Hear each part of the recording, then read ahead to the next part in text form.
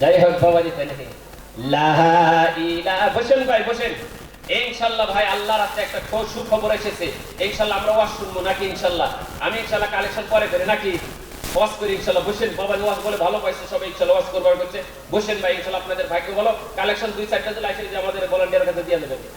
লা ইলাহা ইল্লা, আমার বাবাজি 500 টাকা দান করেছে, আল্লাহ দান তুমি কবুল করে নাও।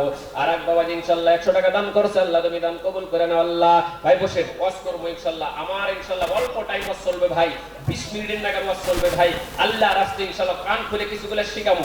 ওয়াজ করলে শুনলে হবে না, কিছুগুলো শেখা লাগবে নাকি বাবাজি? ইনশাআল্লাহ টাকা ভাই পরে দাও। হ্যাঁ, আমার হুজুর বলতেছে ইনশাআল্লাহ আমি ওয়াজ চালা থাকি, ইনশাআল্লাহ টাকা আইতেই থাকবো ইনশাআল্লাহ।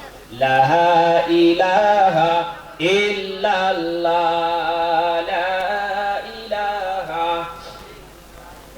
ইনশাআল্লাহ ভাই ওয়াজ শোনার জন্য কে কে আছে? দান করা লাগবে না, ওয়াজ শোনার জন্য কে কে আছে?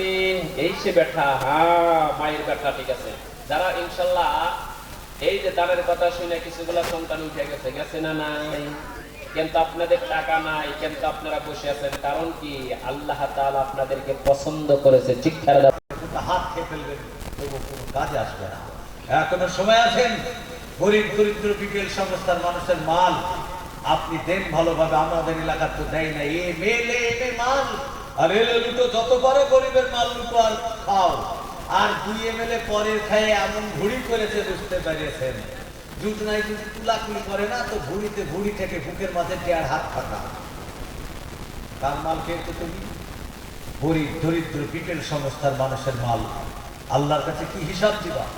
আমরা তো কয়টা দেশের মেম্বার, আমরা কয়টা দেশের প্রধান। হযরত ওমর রাদিয়াল্লাহু তাআলা তিনি ছিলেন 14,000 বর্গ মাইলের বাদশা। কত